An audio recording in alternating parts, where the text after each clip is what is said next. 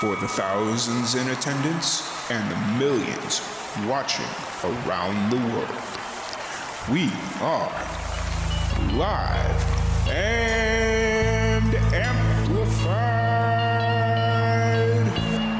So let's get ready to podcast. Fire it up.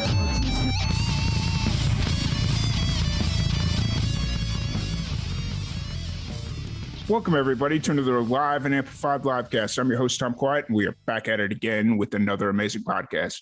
Today, we have very special guests. We have Plastic Rhino. How's it going today, y'all? Hello. It's going well. Awesome. Well, I'm really excited to have you here and get to know more about you and all the cool stuff you got going on this year. I know you just released a single a couple of months back, and excited to dive into that as well. So for the people that are just getting to meet you for the first time or getting introduced to you for the first time, first off, let me have you introduce yourselves individually and what you do for Plastic Rhino. My name is Atara, and I am the lead singer and co-Rhino, pretty much. Yeah, I'm Jack. I play guitar and bass in the band, and I'm also the co-Rhino. No, you're the plastic. That's right, I'm the plastic, yeah. Awesome. And how did Plastic Rhino come together? Craigslist, actually. Why did I go Western all of a sudden? Craigslist.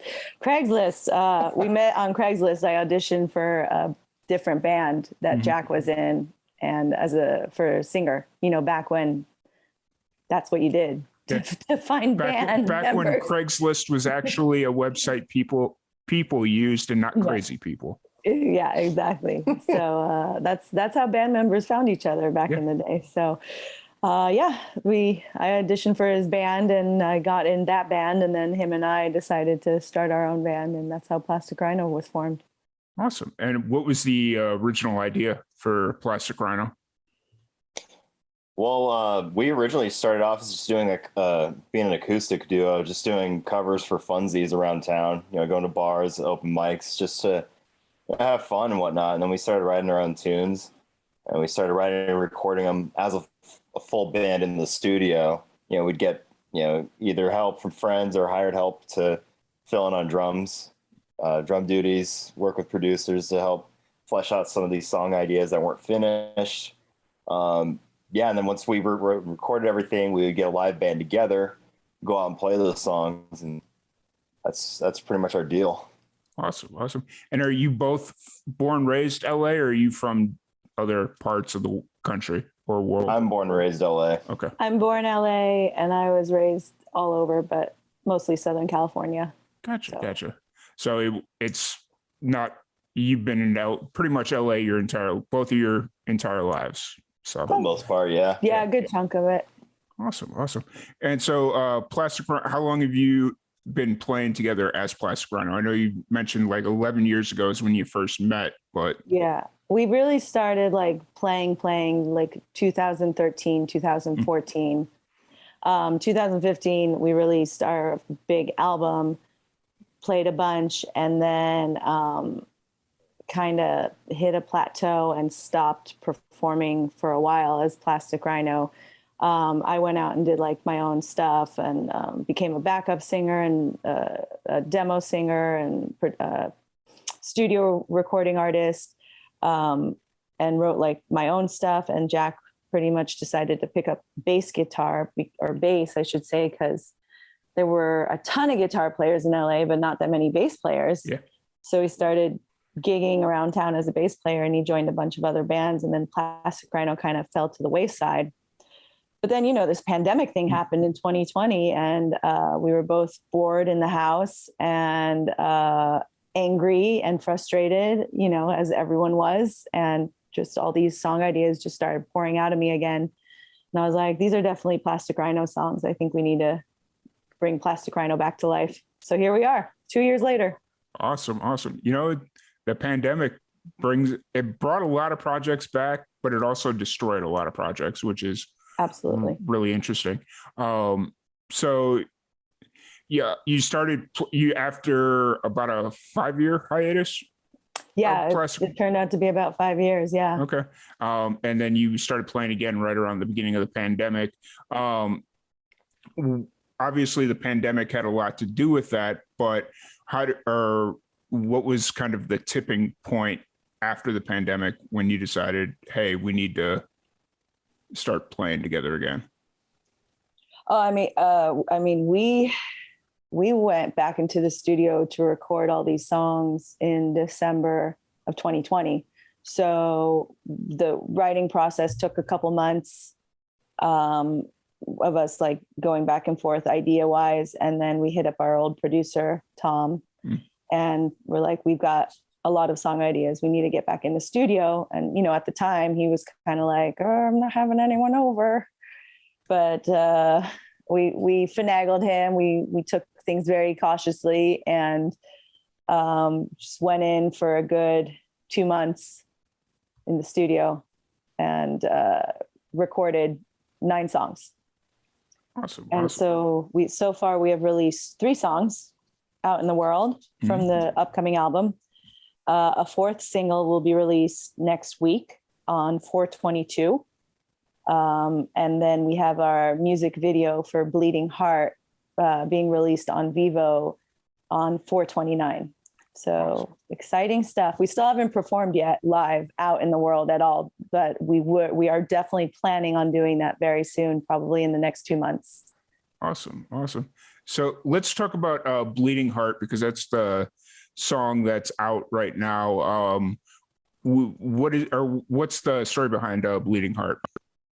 Bleeding Heart is a song about love, and it's a song about how love can really mess you up sometimes, and how pretty much is about the give and take in relationships, and how when one person is starting to lose interest, the other person has to either step up and bleed for the love and fight for the love, or, you know, then the love will disappear. And usually most people break up or end up in divorce. So the song is about fighting for it, not giving up on it. Awesome. And you've got a lyric video out for that right now. And you said the music video will come out in about 2 weeks, right? Is that how that math checks out? Yep. Math's never been a strong suit of mine, so it's no, that's awesome. And so you got one more single coming out before the album drops. What's kind of going through your mind right now, not having been a band for 5 years and then coming back during the middle of a pandemic, recording, releasing music? What's kind of going through your mind right now that you're in like the thick of releasing an album, promoting it, releasing singles, music videos, all that stuff? I mean, it's all kind of a new experience for all of us, because I mean, not just us, but the world, like coming out of this, you know, pandemic or post-pandemic era, whatever you want to call it. Everyone's kind of like, oh, what do we do now? I guess we go back to normal.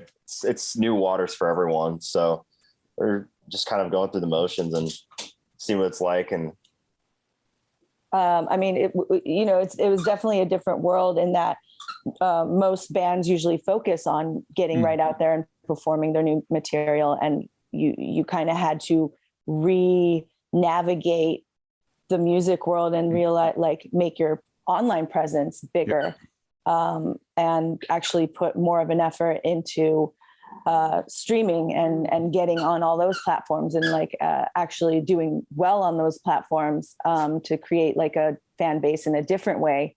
So, you know, that's definitely been a learning experience, but we've been navigating it pretty well. And I'd say that on Spotify, we got put on one of their editorial playlists. So that was really exciting. And we're hoping that that's just going to keep building, and we're just going to keep climbing up those stairs. And now the idea of actually putting a band back together and going out and playing live is like, feels a little foreign, but also very exciting. And definitely have to dust off the cobwebs, do some stretches. For sure. Since you're kind of in the process of trying to build out the rest of the band for live shows and whatnot, what are you looking for in a musician when you're kind of setting out, okay, we need drummer, guitar, like whatever it is you're looking for to fill out in the band, what do you look for in a musician? Someone that shows up on time first, Fair, or shows very up fair. at all. Shows up, learns the songs, does their homework. That's pretty much mostly it.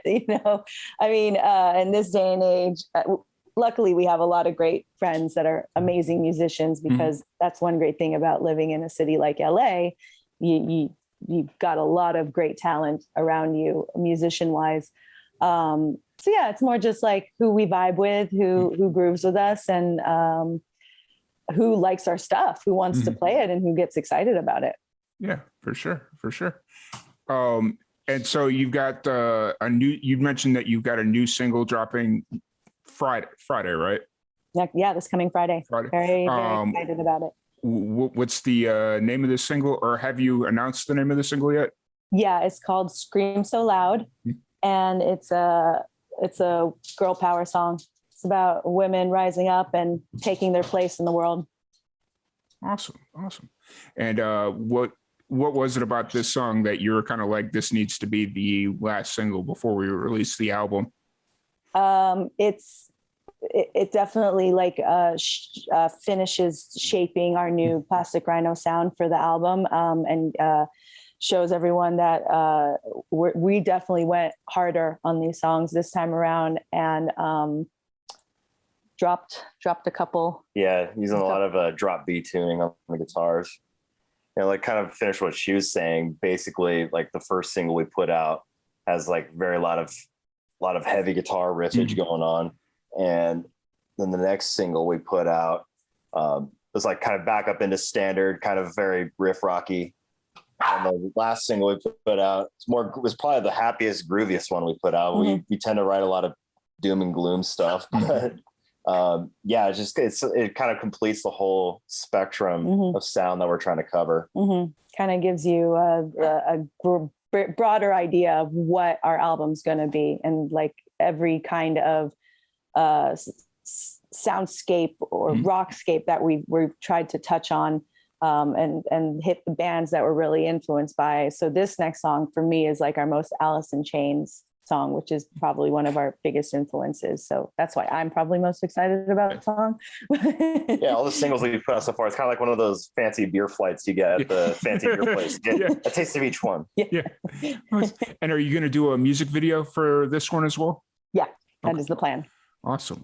When you're doing your music video, have you done a music video for all the singles? We have, yeah. When you're doing the music videos, is it all predominantly your ideas, or do you like bring in a videographer and to say, hey, this is kind of what we're thinking, you make it work? Yeah, it's definitely a shared idea, like a idea room between the director we work with and what we envision, because we like to come up with like the concept of what we're trying to portray in our music videos. And we go back and forth. And then once we're like, yep, that's it. That's what we want to do. That's what we want to touch on. That's when we'll present it to the director that we're working with. And then it's up to them to take it and really make it their own, like how they want the angles, how they want to add the effects, like lighting, like that's all them. We let them do their creative process for that. Gotcha. That makes sense. And then as far as like writing, obviously you just recorded a bunch of music, but what went into the writing process for that music? How does like the writing break down for Plastic Rhino? Pretty much it's, I love to record into my phone, into my voice recorder, and I will record everything from drum ideas to guitar licks to vocal stuff. And then when I like go back and I'll play a bunch of it for Jack, and then he'll usually pick up a guitar and be like, oh yeah, no, this is cool. I like this. I'm going to work with this. Or sometimes he'll have like whole song ideas hashed out, and he's like, here, I need vocals now and melody. Yeah, I even have like old voice memos from like even like crappy ones from years ago, just like little random like riff ideas, and I'll be like, oh, I like this riff. I mean, we should build from that. Yeah, that's awesome. And like the fact that it's voice memo, like that just seems to kind of be the way everybody's going right now. Yeah. Which is really cool because it's gives you instead of like writing it down where all you have is the words, whereas if you like do a little voice memo thing, you have the like the inflection, which I think probably does a little bit more once you sit down for the creative process. Absolutely. Yeah. I've tried writing stuff in the past on paper, and I'm like looking at it, I'm like, damn, this sucks. For sure.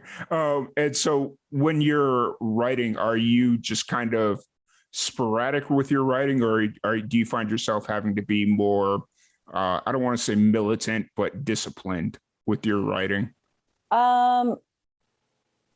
Yes, and I think like for me, if someone comes to me with the musical idea, it's a lot easier for my artistic creativity to flow versus if it's just me coming up with it completely by myself. I get very distracted. And honestly, I write some of my best stuff in the car when I'm driving. So then I have to like pull over and record it. And then that's probably the best place because you're just in the car and it's just zone out little, cavern, if you will. And it's for me, it's the best place for my mind to actually focus. It's your safe space. Yeah, it is. Yeah. So my mind can really like zone in on what I'm trying to do versus like if I'm at home and I'm just around and I'll like, I'm in the kitchen cooking or something and I'm like singing something in my head. I'm like, doo-ba-dee-doo-doo. And I record that. And then I go back. I'm like, no, that's not good. That was awful. Gotcha. And so you said that you recorded there will be 9 songs on the upcoming album? Yeah, 9 songs. Was that all the songs that you had written, or was there kind of a cut down process? We had like 15 ideas. We whittled it down to the best ones. Yeah. Gotcha. Yeah. And what were you looking for in the 9? What were you looking for in the songs that you ended up cutting down to, or was it just like making it so that it was all like one cohesive look and feel? I think, because all of our songs are actually a little bit different from one another, it was more like, let's just pick the most different sounding songs from each other to keep things interesting. I mean, obviously, you'll hear that it's still Plastic Rhino through and through, but we didn't really want to put songs that sounded super similar on this album. So that was one way we had got rid of some songs. Was like, this one kind of sounds a lot like this one. There's no need for it. Bands get boring when they start sounding like themselves, in my opinion. They should be, I get it. Like you became successful off of this sound, but you should also be renewing regenerating, keeping it interesting. Yeah. Building on what you created and going from there. Yeah. It's either going to be great or it's going to suck, but at least take the risk. Yeah, for sure. Absolutely. 100% agreed. Yeah. So of the 9 songs that are going to be on this upcoming album, obviously you haven't played a show yet, but what's your favorite song to kind of play? Good question. What do you think? So far, I'm kind of anxious to check out some of the unreleased stuff. Just kind of get a vibe check on those, see how receptive those are to people. But as far as like the ones we released so far, I think Euphoria Now, the very first single of the latest batch, is one of my favorites to play. He does have a really cool Eddie Van Halen-esque solo that he wrote on one of the songs that's just going to be on the album. We're not going to release it, called Empath. And for me, that's probably your best work that you did on this whole album, guitar solo wise. So I would love to hear that live. Can't wait to hear that live. And just because the songs didn't make the album, will you still play them at shows? Like of the 15 songs that you like recorded, or do you think they're just kind of dead in the water until? I mean, you never say never. Like one of the songs that was supposed to go on our last album that didn't make it is now on this album. So yeah, you should never throw away songs. So those songs will probably end up on the next record. Gotcha. Very fair. Have you announced the release date yet for the album? Not yet. Not yet. Probably sometime in June. Okay. So it'll be relatively soon, right right at the beginning of the summer, which Mhm. is a good time to release music. And then Yeah. when are you looking to start playing shows? Right around that same time? Yeah, exactly. Yeah. Okay. Probably do a big album release show. All in LA there, or would you look to start?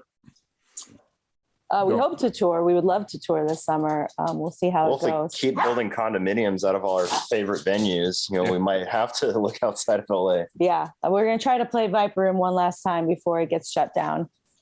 Hey, do you know when that closes? Because I can't find a firm. There's no date set in stone yet, but it's like everyone just keeps talking about it, that it's happening. It's going to close soon. Get in your shows while you can. Yeah. Pretty much. Gotcha. Well, I mean, that's unfortunate. I never got a chance to make it out to see a show in the Viper Room, but you know, the stories and the legend will never die. So yeah, it's a pretty cool venue. It's a bummer. I mean, they do plan on reopening it Mhm. in this crazy new condominium structure. So we'll see if it's cool or not. But yeah. the problem with what happened during the pandemic in LA, we lost a lot of Mhm. amazing music venues, and it's Yeah. really sad. And I hope that new ones that some come back. I really do. I hope that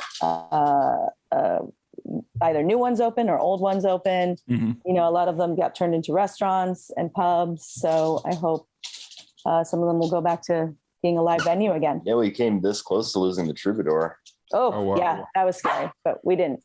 Yeah, that's just like a common tale. Like I know here in Texas where I'm at, we lost so many like Texas dance halls where the Texas Red Dirt musicians play and stuff like that. And it's just like, you know, and even places that I've lived before, I'd get like early on during the pandemic, I'd get messages from friends saying, hey, this place closed. And it's like, wait, what? We're 2 weeks into the pandemic. How have they closed already? And it's one of those things that it just shows you some of these places, their margins are so thin that being 2 weeks out of business or being closed for 2 weeks, just it's like, nope, we can't go anymore. So yeah, a couple of soda sales makes the difference with paying the electric bill. Yeah, true. For sure. Yeah.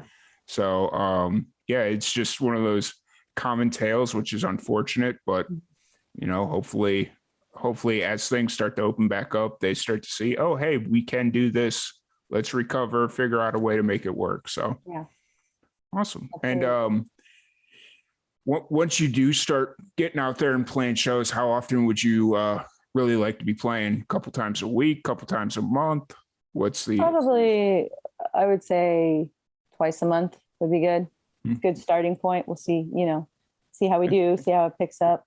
Yeah, see who comes out to shows. Yeah, for sure. And then as far as like just outside of music, are you both full-time musicians or do you have side jobs that are supporting your musical addictions? We are full-time workers and full-time musicians. So it's a busy life. Let's just put it that way. Gotcha. And then what do you, outside of work and like music and stuff like that, what do you do to escape and just like decompress? We watch a lot of TV shows, horror movies. For me, horror movies really help me decompress. Nice. I know, weird. But yeah, I got a whole stack of like B-rated horror movies, and just like for me, it's the shittier the horror film, the lower the budget, the better. So speaking of shitty horror films, I just saw on the Peacock network, they just added a Velocipaster.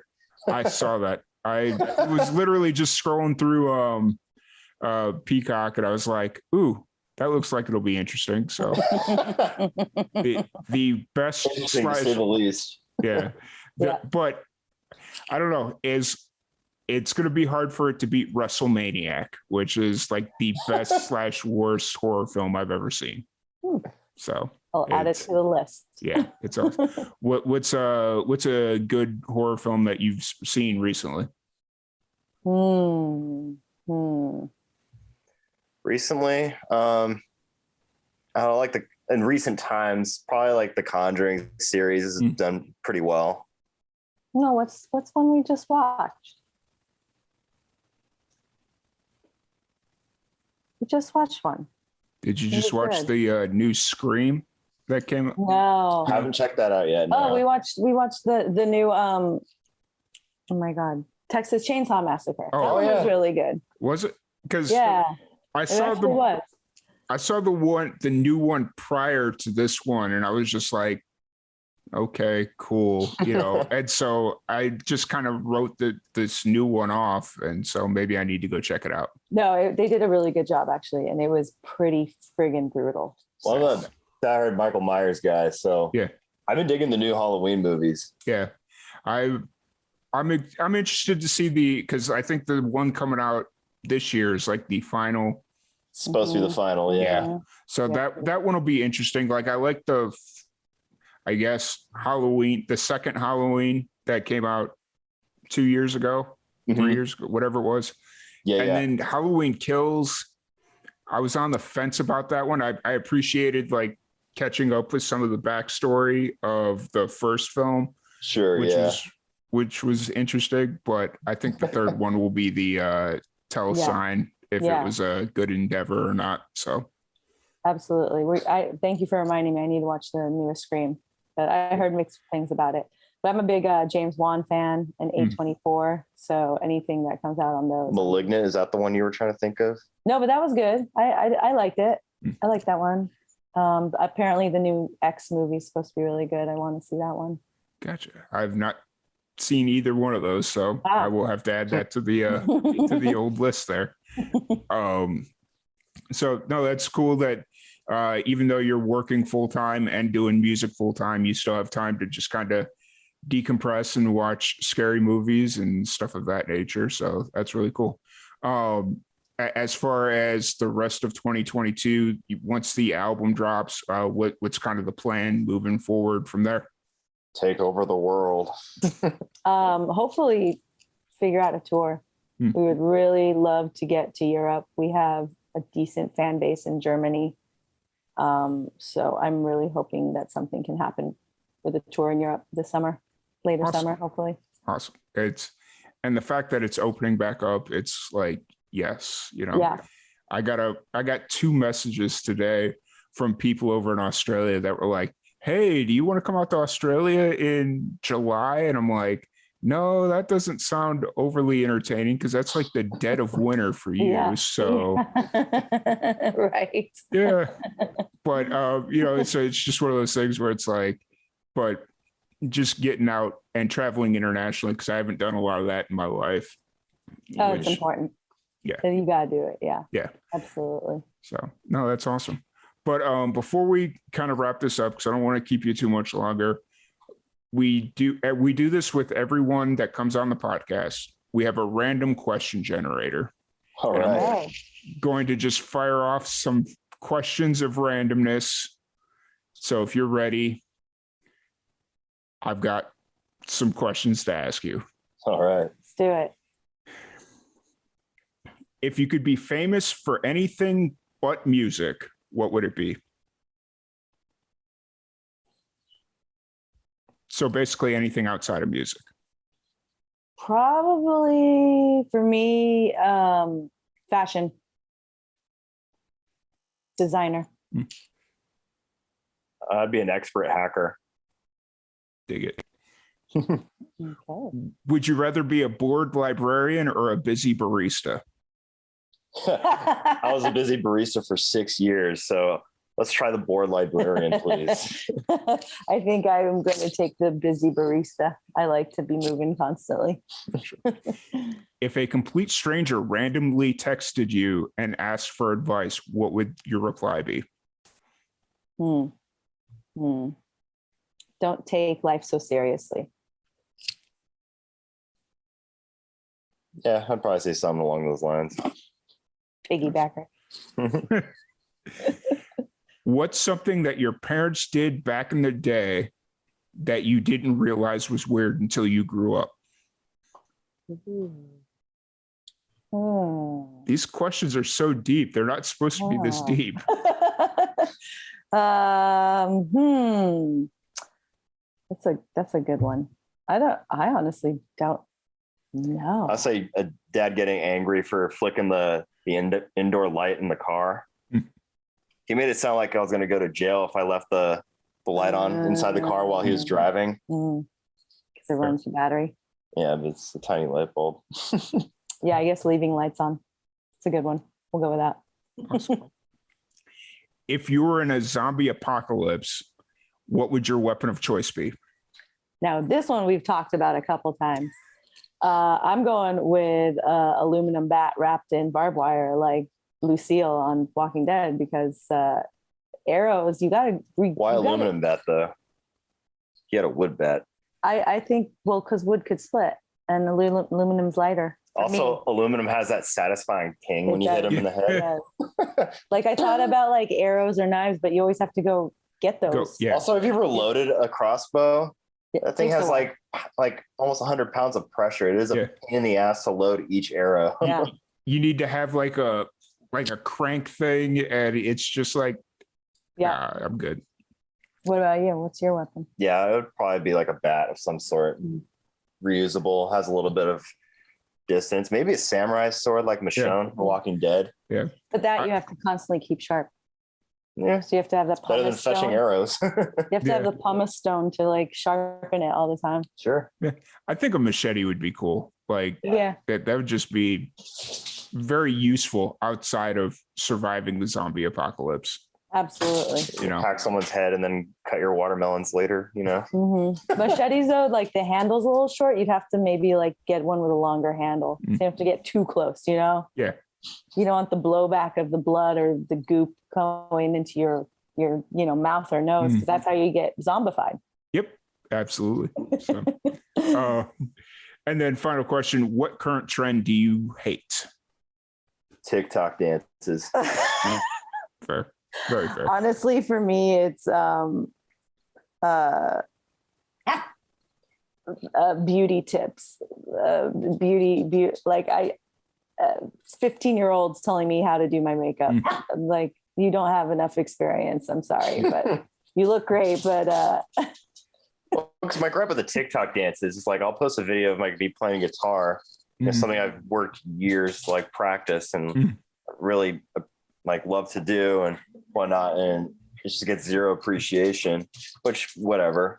But and some like a little kid doing a little dum-dum dance all of a sudden becomes famous and paid to do it. I'm just like, really? Yeah. Yep. Yeah. What drives me nuts about TikTok is like, I'll post the graphic that I make to promote each podcast. I'll just post it on TikTok, and then I'll put like the music bed behind it, and I get almost half the views just on that one single TikTok of nothing that I would like on an entire podcast. And it's the app itself annoys the shit out of me. Like the second you open it at full volume. Yep. It's rough. I 100% agree. So, we got a friend.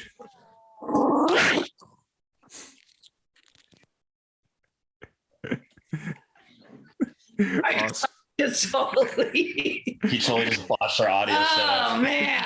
Oh, that's funny. All I heard was the dog growling in the microphone. And I'm like, did the dog just eat the headphones? No, these dogs, we can't do anything without them. So Gotcha. Here they are driving us insane the whole podcast. It happens. That actually looks like the dog I had when growing up. So we're kind of. Oh, yep, that's exactly. But once again, I do want to thank y'all for taking the time to sit down and chat with me. For the people that want to check out your music or interact with you on social media, where's the best place to do that? Yes. Follow us on Instagram, which is at Plastic Rhino Band. We do have a TikTok at Plastic Rhino Band. Reluctantly.